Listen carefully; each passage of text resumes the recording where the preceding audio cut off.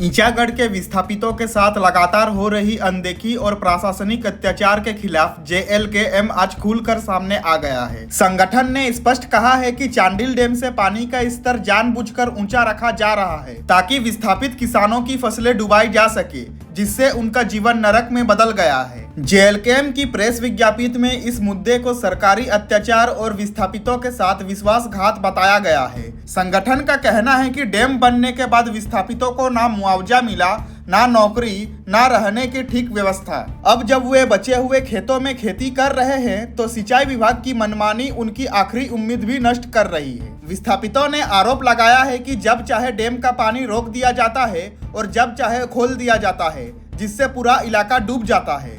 किसान धान काट नहीं पाते हैं और फसलें सड़ जाती है। हाथियों से नुकसान होता है तो वन विभाग मुआवजा देने से पीछे हट जाता है। अब ना बारिश है और ना ही बाढ़ का खतरा, इसके बावजूद पानी कम नहीं किया जा रहा है। JLKM ने स्थानीय विधायक सविता महतो समेत पूरी सरकार को तीखी चेतावनी दी है कि 2 दिनों के भीतर पानी घटाया जाए, अन्यथा JLKM सड़क से लेकर डैम तक उग्र आंदोलन करेगा। संगठन ने जोर देकर कहा कि विस्थापितों ने अपने वोट से सरकार बनाई, लेकिन आज वही लोग रो रहे हैं और जनप्रतिनिधि चुप है। JLKM ने इसे शर्मनाक और अपराध जैसे चुप्पी बताया। JLKM ने आगे और क्या कहा, सुनिए। जय झारखंड। आज मैं ईचागढ़ के बेटा होने के नाते ईचागढ़ विस्थापित के बारे में बात करना चाहूँगा। आज आप सबको पता है कि चांडिल डैम विस्थापित परिवारों का क्या हाल है। कभी सरकार लोभ लालच देके डरा धमका के ज़मीन तो ले लिए हैं विकास के नाम पर, लेकिन वर्तमान स्थिति में आप क्या विकास कर रहे हैं सर? आप बरसात के समय में पानी रोक देते हैं, चलिए अच्छी बात है क्योंकि शहर डूबेगा आपका, क्योंकि शहरियों का राज है ना यहाँ, तो शहर डूबेगा इसलिए आप उस टाइम गेट बंद कर देते हैं कि शहर को नहीं डुबाएंगे। लेकिन सर ये भी क्या स्थिति है आपका? अभी कौन सा शहर डूब रहा है? कहाँ का बारिश आ रहा है? कहाँ का पानी आ रहा है? आप सीधा सीधी ईचागढ़ के जनताओं को, विस्थापित जनताओं को, विस्थापित गांवों को आप बर्बाद करना चाहते हैं।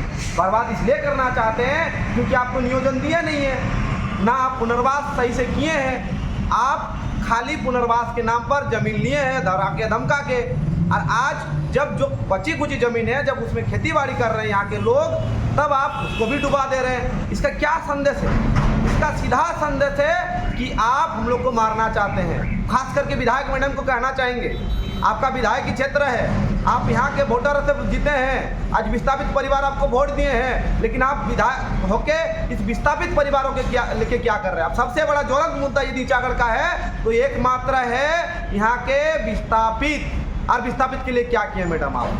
आप सदन जाते हैं, अच्छी बात है, सदन में क्या आवाज उठाते हैं हम लोग को कुछ नहीं पता है। सबसे बड़ा मुद्दा हम लोग का विस्थापित, यदि विस्थापित को सही से आप नियोजन और पुनर्वास दे देंगे, हम लोग को कुछ नहीं चाहिए। ना आप पुनर्वास दिए हैं, ना नियोजन दिए हैं, ना रोजगार का कुछ बात किए हैं, और जो हम लोग कमा रहे हैं, जो हम लोग खेती बाड़ी कर रहे हैं, उसको भी डुबा दे रहे हैं। कभी हाथी खा रहा है, कभी पानी खा रहा है, तो कभी पानी डुबा रहा है। तो कैसे हम लोग ईचागढ़ के जनता रहेंगे? कैसे बचेंगे?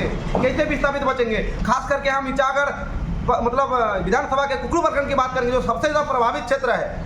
आपका वहाँ गांव आता है ओडिया, दुलमी, दयापुर, उदाटाड़, कुमारी, झपागोड़ा, उसके बाद केंदादा, बांदावीर, चौका, दाड्डी, कारकिडी, तमाम गांव है। इस गांव में आप पानी डुबा दिए हैं। जो खेत में लोग धान उगाए हैं, उस धान को आप लोग लाने नहीं दे रहे हैं। क्या करेगा यह जनता? क्या खाएगा?